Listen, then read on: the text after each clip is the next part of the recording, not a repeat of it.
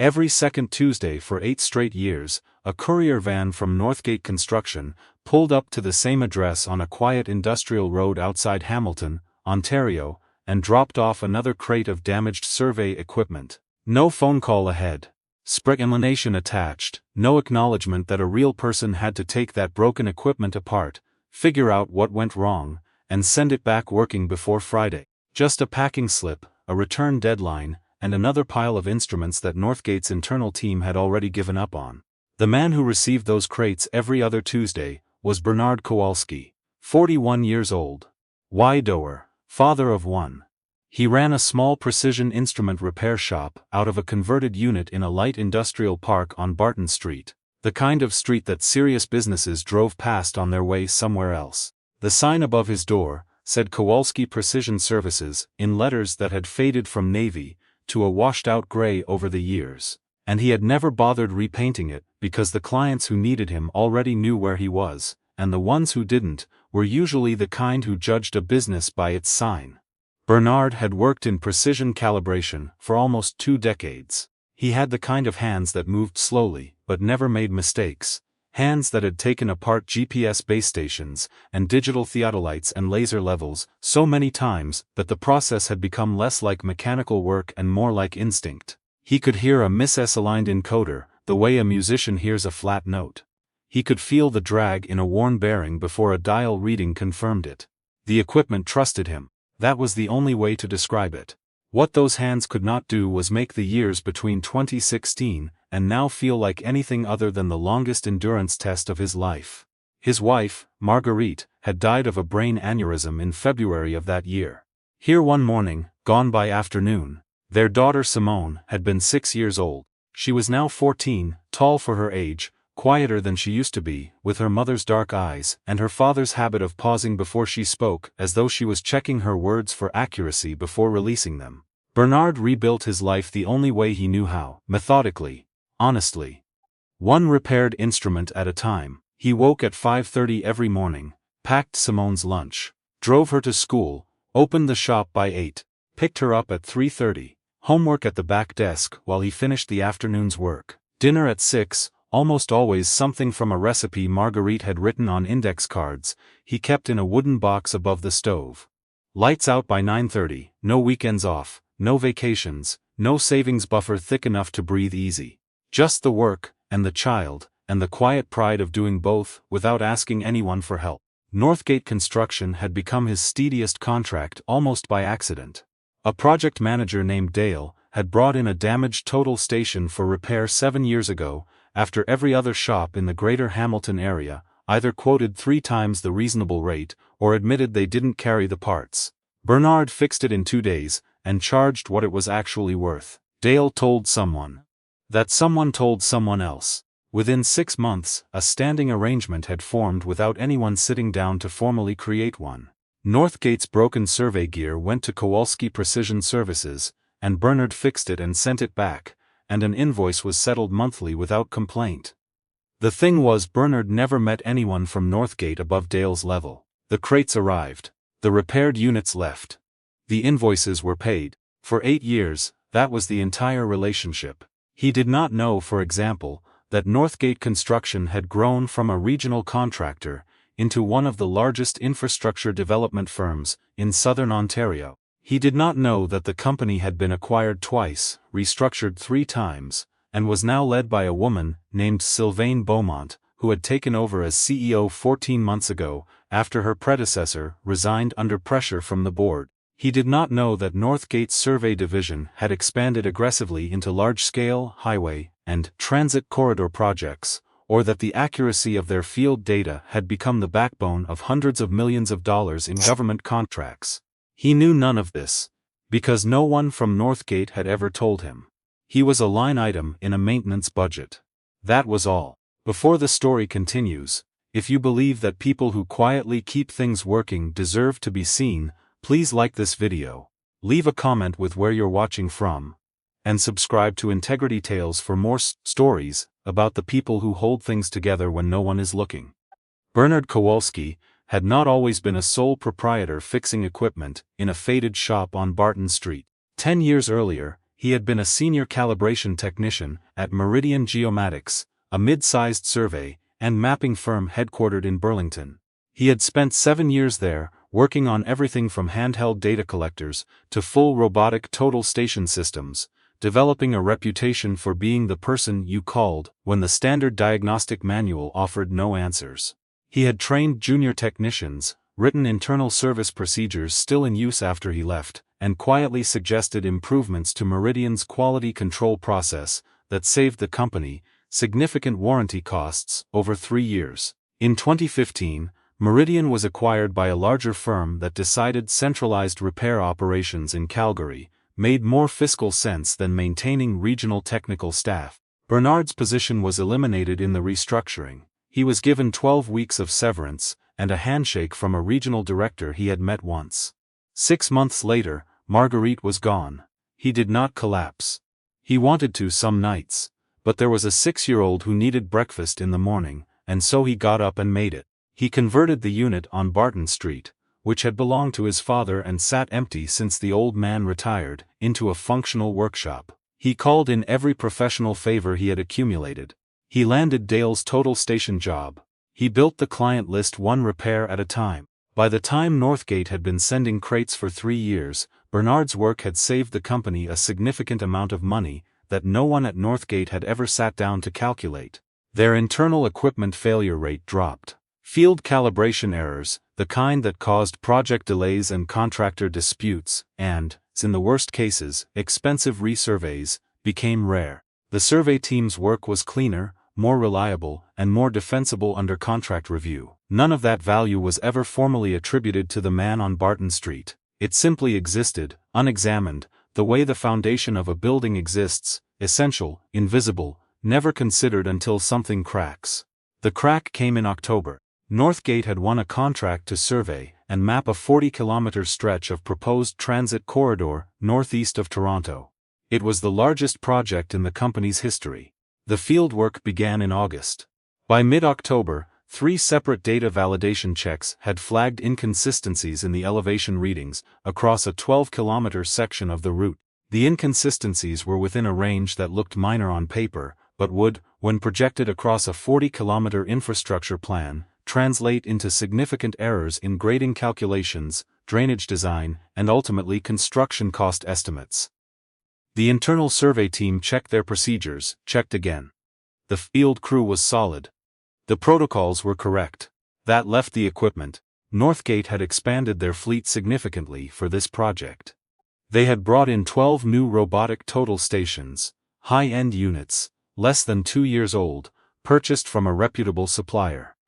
4 of them, it turned out, had been shipped with a batch calibration certificate that covered the instruments as a group rather than validating each one individually. A shortcut that passed procurement review. A shortcut that, under the pressure of aggressive field schedules, no one had caught until the data told on them. By the time the problem was identified, 3 weeks of field survey data was in question. The project timeline had slipped. The client, a provincial transit authority, was asking pointed questions. The engineering firm overseeing the corridor design was holding its sign-off, and Northgate's board was looking at potential contract penalties that no one in the room wanted to say aloud. Sylvaine Beaumont had been CEO for just over a year at that point.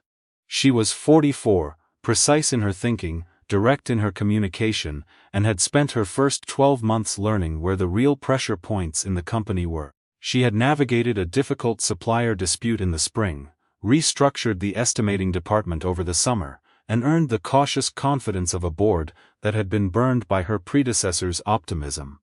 But she had not encountered anything like this. She spent the first 48 hours in crisis management mode: legal, communications, project management, the client's representative. She was composed in those meetings, systematic, neither minimizing the problem nor amplifying it.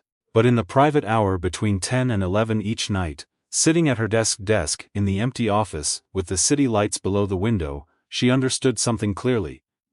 What Northgate needed right now was not a communications strategy. It was someone who could certify, precisely and defensibly, which instruments in their fleet were accurate, and which were not, before any more field work was conducted.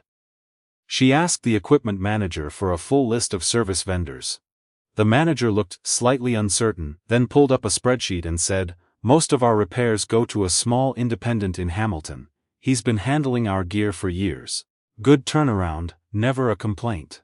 Sylvaine asked for the name and address. She read the file that evening: 8 years of service records, clean invoices, consistent turnaround, failure rates on returned units that were, she noticed, substantially lower than the industry average. She pulled the numbers twice, because she assumed she had misread them. She had not. She had been sending equipment to this man for 8 years, and had never heard his name spoken in a boardroom. Not once. The next morning she did not send an email. She did not have her assistant call ahead. She drove to Hamilton herself. Bernard was at the back bench recalibrating a prism set when the shop door opened. He looked up. He did not recognize Sylvaine Beaumont, which was fair. She had not been in any of the materials Northgate had ever sent him. She was wearing a coat that suggested she had come from an office, rather than a job site, and she was looking around the workshop with the expression of someone recalibrating their assumptions in real time. "Mr. Kowalski?" she said. "Bernard," he said, and set down the prism. "Can I help you? My name is Sylvaine Beaumont. I'm the CEO of Northgate Construction." There was a pause, not an awkward one. More the kind of pause that occurs when something entirely expected and entirely unexpected happens simultaneously. At the back desk, Simone looked up from her homework. She was home early that day, a professional development afternoon at her school. She took in the scene with the evaluating calm that had been her characteristic since she was about 8, then looked back at her notebook. Bernard wiped his hands on a shopcloth. "I know the name," he said. "I imagine you do," Sylvaine said. "You've been servicing our equipment for 8 years, closer to 8.5. She did not flinch at that. "Then you've earned the right to say so." She took a breath. "We have a problem, a significant one, and I've been told, by the records, anyway, that there's no one better positioned to help us than you." Bernard pulled out the stool from beside the bench and gestured to it without ceremony. "Tell me what happened." She did. Straight through, without executive polish, the data flags, the batch calibration shortcut, the 3 weeks of questionable field data, the client pressure, the timeline. She laid it out factually, and without deflection. Bernard listened without interrupting. When she finished he was quiet for a moment. Then he asked 5 questions. Each one landed somewhere precise, somewhere that told Sylvaine he had already begun working through the problem, while she was still describing it. He asked which instrument models. He asked whether the factory batch certificate had been retained or only logged in procurement. He asked whether any of the 12 units had been through his shop already, and if so, which ones. He asked about the environmental conditions during the affected survey period, temperature range, humidity, and he asked whether the Transit Authority's own QA reviewer had flagged the inconsistency internally, or whether it had come from Northgate's own validation check. "Our own check," Sylvaine said. Bernard nodded slowly. "That matters," he said. "For the record, later." He agreed to take on the certification audit. He was clear about the terms, not negotiating, just stating, he needed all 12 instruments brought to his shop. He needed the original manufacturer spec sheets. He needed a point of contact at Northgate who could answer questions about the field conditions within the hour, not the next day. And he needed a written confirmation that his findings would be documented without revision or summary before they reached the client. "No one edits the technical report," he said. "I write what I find." "Agreed," Sylvaine said without hesitation. She left 40 minutes after she arrived. Over the following 12 days, Bernard worked with a focus that Simone later described to her teacher, in a school essay about someone she admired, as the same way he always works, except you could feel it more. He received the instruments in 2 batches. He put every unit through a full independent calibration check against his own certified reference standards. He documented each finding in terms that would survive technical scrutiny from any qualified reviewer. He identified 7 units that performed within acceptable tolerance, 3 that required adjustment, and 2, both from the same production run, that had a systematic angular error that had been present since manufacture and had never been caught because the batch certificate had masked it. Those 2 units were the ones that had been in the field during the affected survey period. Bernard wrote the report. He wrote it the way he wrote everything, completely, without softening the findings, without editorializing beyond what the data supported. He noted that the two affected instruments had passed every internal check prior to deployment, not because the checkers were negligent, but because the documentation provided by the supplier had not required individual verification. He noted which data collected during the affected period could be retained with correction factors and which would require resurvey. He noted the specific correction to be applied to the elevation readings across the 12-kilometer section.